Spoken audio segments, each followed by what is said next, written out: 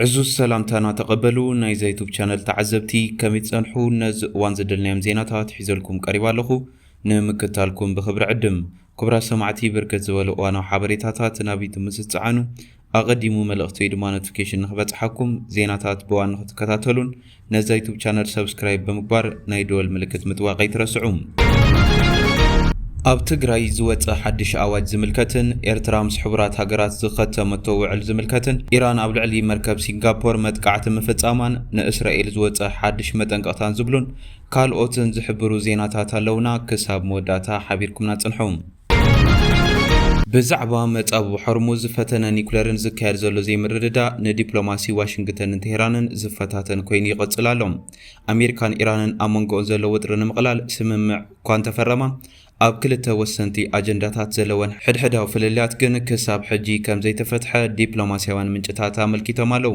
ምቁጽጻር መጻብ ሕርሙዝ ኣህጉራዊ መርመራ ኒኩለር ትካላት ኢራን ቀንዲ ዕቅፋት ክልቲአን ሃገራት ኮይኖም ኣለዉ እቲ ቀዳማይ ልዕሊ ኩሉን ክርክር ኣብ መጻብ ሕርሙዝ ዘማእኸለ ኮይኑ እቲ መጻብቦ ሓደ ካብቶም ኣብ ዓለም ዝዓበየ ትራፊክ ነዳዲ ዝሕዝ ኣገደስቲ መሕለፊ ባሕሪ ምዃኑ ይፍለጥ ኣብ ዝርርብ ሰላም ኣሜሪካን ኢራንን ብዛዕባ ክፍሊት መጻብ ሕርሙዝ እውን ሓድሽ ወጥሪ ተላዒሉ ምህላዊ ተገሊጹ ዘሎ ኣብ መንጎ ኣሜሪካን ኢራንን ኣብ ዝካየድ ዘሎ ዝርርብ ሰላም ኣብ መጻብ ምሕደራ ስትራቴጂካዊ ኣገዳስነት ዘለዎ መጻብ ሕርሙዝ ሓድሽ ወጥሪ ተፈጢሩሎም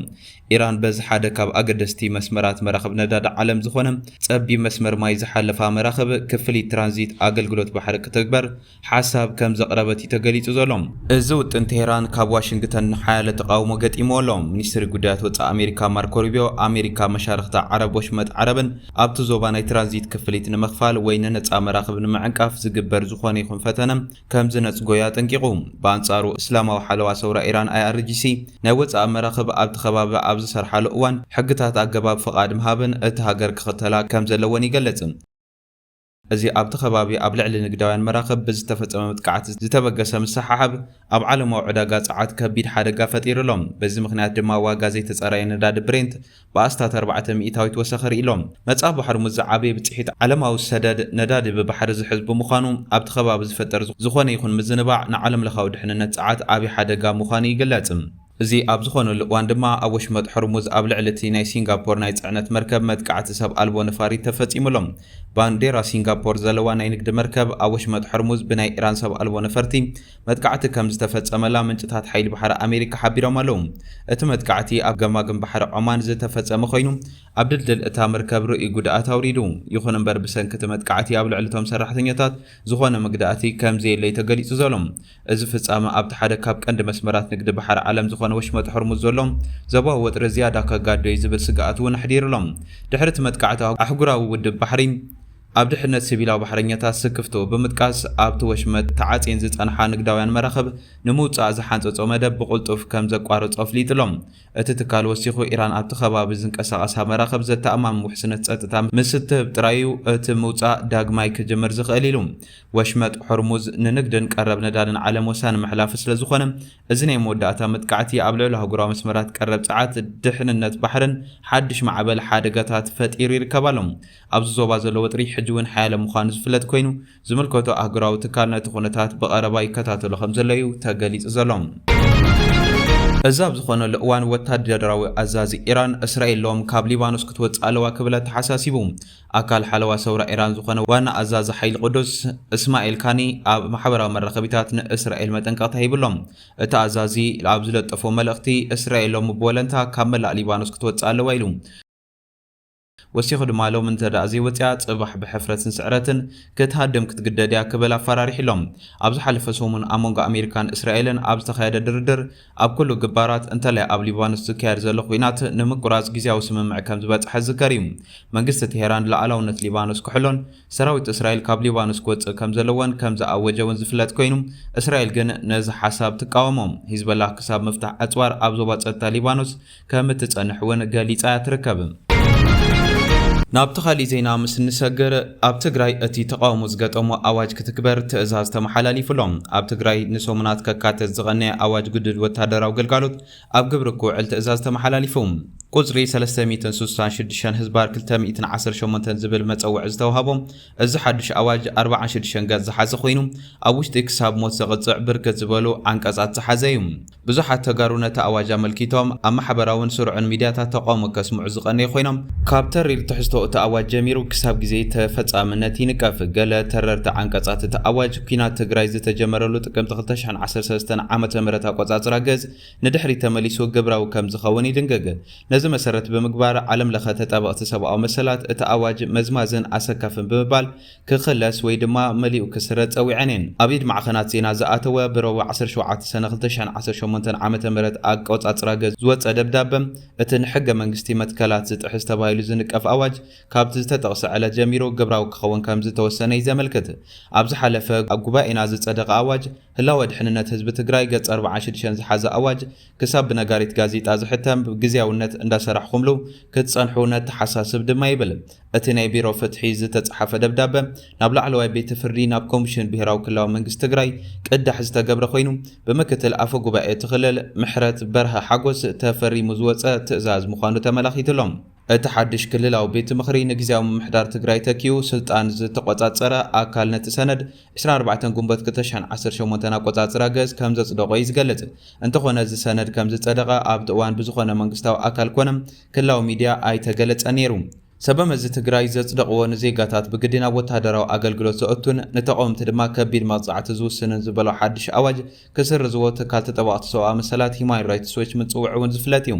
ተጋሩ ገና ካብ በሰላታት ተዕናዊ ኩናት 2 ዓመት ኣይሓወየን ዘለዉ ክትብል ዝገለጸት ኣብ ትካል ሂማን ራይትስ ዎች ምክትል ዳይሬክተር ኣፍሪካ ዝኾነት ላቲሽያ ባደር ሰበስልጣን እቲ ክልል ነቲ ዘሎ ፖለቲካዊ ውጥረት ንምፍታሕ ንሲቪላውያን ብግድና ወታደራዊ ኣገልግሎት ብምእታው ነዚ ተግባር ንዝነቕፉ ብምቕጻዕን ክኸውን የብሉ ኒያላ እቲ ዝነበረ ግዝያዊ ምምሕዳር ኣፍሪሱ ስልጣን እታ ክልል ብሓይሊ ዝመንዝዐ ሕወሓት ዝመርሖ ቤት ምኽሪ መንግስቲ ትግራይ ነዚ ኣዋጅ ወታደራዊ ክተት ጻውዒት ዘጽደቐሉ ምኽንያት ኣብ ልዕሊ እቲ ክልል ዘንጸላሉ ዘሎ ጸጥታዊ ስጋት ንምምካት ከም ዝኾነ ይዝገልጽ። ሕወሓት ነቲ ግዝያዊ ምምሕዳር ብ5 ጉንበት 2026 ካብ ስልጣን ድሕሪ ምእላዩ ፌደራላዊ መንግስቲ በጀት እቲ ክልልን ማህያ ሰራሕተኛታት መንግስትን ብምኽላእ ከምኡውን ዕድመ ስልጣን እቲ ግዝያዊ ምምሕዳርን ፕሬዚደንቱን ቤናዊ ብዝኾነ መንገዲ ብምንዋሕ ንሓድሽን ዕጥቃዊ ግጭት ይለዓላሎ ክብል ክኸስስ ጸኒሑ እዩ። በዚ መሰረት ድማ ብዕድመ ቁሙናን ብቑዕ ዝኾነ ኩሉ ትግራዋይ ነዚ ዝተገልጸ ህላዋዊ ሓደጋ ክከላኸል ግዱድ መልመላ ይካየድ ከም ዘለውን ዘኣመልኪት እዩ። ይኹን እምበር ሂማን ራይትስ ዎች እቲ ሓድሽ ኣዋጅ ዘይንጹርን ንተመዝማዝነት ክፉት ዝኾነን ሰፊሕ ትርጉም ዝህብን ቋንቋ ዝተጠቕመ ምዃኑ ብምግላጽ ብትሪ ነቒፍዎ እዩ። ብመሰረት ጸብጻብ ትካላት ሰብኣዊ መሰላት ሰልጠንቲ ክልል ኣባላት ሓይልታት ትግራይ ዝነበሩ ናብ ኣህዱታቶም ክምለሱ ይእዝዝ ከም ዘለውን ገዛ ገዛና ዞር ድማ ትሕቲ ዕድመ ዝርከቦም ዜጋታት ብግዲ ይምልምሉ ከም ዘለውን ይዝገልጽ።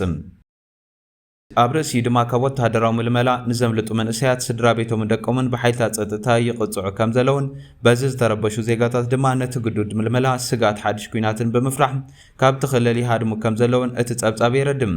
ምክትል ኣቦ ወንበር ሕወሓት ኣቶ ኣማኒኤል ኣሰፋ ኣብ ትግራይ ዘሎ ወታደራዊ ምልመላ ብዓብዩ ኣብ ወለንታዊ ኣገልግሎት ጥራሕ ዝተመስረተ ከም ዝኾነ ንኤፍፒ ኣብ ዝሃቦ ቃል ግን ተዛሪቡ ነይሩ እዩ። ሕወሓት ኣብ ዝሓለፈ ነቲ ብመሰረት ውዕል ፕሪቶርያ ዝቆመ ግዝያዊ ምምሕዳር ትግራይ ብምፍራስ በቲ ቅድሚ ኩናት ዝተመርጸ ቤት ምኽሪ ክትካእ ምግባሩ ዝከር ኮይኑ እዚ ድማ ምስ መንግስቲ ፌደራል ዘሎ ወጥሪ ከይዕርጎ ተሰጊኡ ይዝርከብ ዘሎ። እዚ ከምዚ ኢሉ እንዳሃለወ እዩ እዚ ንእዋን ኩናት ተሓሲቡ ዝወፀ ዝመስል ኣዋጅ ግብራዊ ኮይኑ ዘሎ። ኣብ ክፍሊ 1 ዓንቀጽ 5 ከም ዝተጠቕሰ ዝኾነ ዕድመውን ጥዕንኡን ዝፈቐደሉ ተወላዳይ ትግራይ ብመንግስቲ ትግራይ ንዝቐርበሉ ጻውዒት ክተት ተቐቢሉ ግቡእ ናይ ምፍጻም ብሄራዊ ግቡእ ኣለዎ ይብል። ኣብ ክፍሊ 3 ኣብ ትሕቲ ተሓታትነት ገበን ኣብ ዝብል ድማ ዝኾነ ኣብ ሰራዊት ትግራይ ክኣቱ ወይ ክጋደል ዘይከኣለ ኣብ ደጀን ይኹን ኣብ ግንባር ግቡእ ክፍጽም ጻውዒት ቀሪቡሉ ዘይፈጸመ እንተኮይኑ ካብ 10,000 ክሳብ 50,000 ብር ተቐጺዑ ግቡእ ክፍጽም ከም ዝግደድ ይድንግግ። ኣብ ልዕሊ መሰረተ ልምዓት ትካላት ህዝብን መንግስትን ዕንወት ምፍጻም ምጸላእ ምትሕብባር ምሽጥር ምብኻንን ብማእሰርቲ ገንዘብን ዘቕጽዕ ከም ዝኾነ ዝገለጸ ኮይኑ እቲ ተግባር ኮነ ኢልካ ዝተፈጸመ እንተኮይኑ ግን ክሳብ ብዕድመ ልክዕ ማእሰርቲ ወይ ብሞት ክቕጽዕ ይኽእል ክብል ኣብ ዓንቀጽ 29 ካብ 30 ገሊጹሎም። ከምኡ ድማ ኣብ ልዕሊ ሕግን ሕገ መንግስቲ ስርዓት ወይ ድማ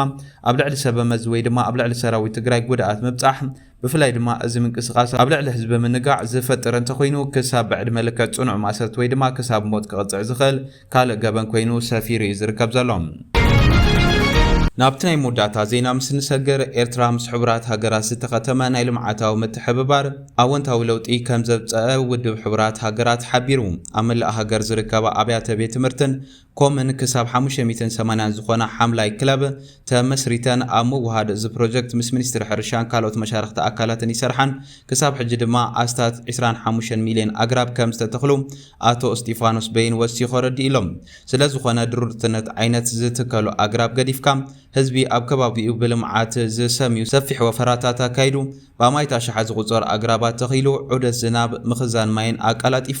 ስነ ህይወት ትሕዝቶ ኣሰሲኑን ገለገሊኡ እውን ተቆሪፁ ንዝተፈላለየ መዓላ ውዒሉን ዓድታት ሸይጠን ከም ሓይሊ ኤሌክትሪክ ማይን ዝኣመሰለ ዘድልየን ማሕበራዊ ኣገልግሎት ከእትዋ ክረኽባ ከም ዝበቕዓኒ ተገሊጸሎ ብመሰረት ውዕል ሕቡራት ሃገራት ሽቶም ኤስዲጂ 2030 ኤርትራ ከም ግሪንዌል ዝተባሃለ ኣካል ኣህጉራዊ ወፍሪ ንምምካት ምድረ በዳነት ብምዃን ድማ ኣብ 2030 ኣስታት 100 ሚልዮን ሄክታር ዞባ ሳሕል ሰሃራን በኣግራብ ክሽፈን ብዝወፀ መደብ መሰረት ኣብ ኤርትራ ጥራሕ 350,000 ናይ ስራሕ ዕድል ክኽፈት ትፅቢት ይግበራሎም። ባርከስ ክቡራት ተዓዘብቲ ነዚ እዋን ዝደለየ ሓበሬታ ዝመስል ነይሩ። ብኻሊእ ዜና እስካዕ ንረኸብ ሰላም።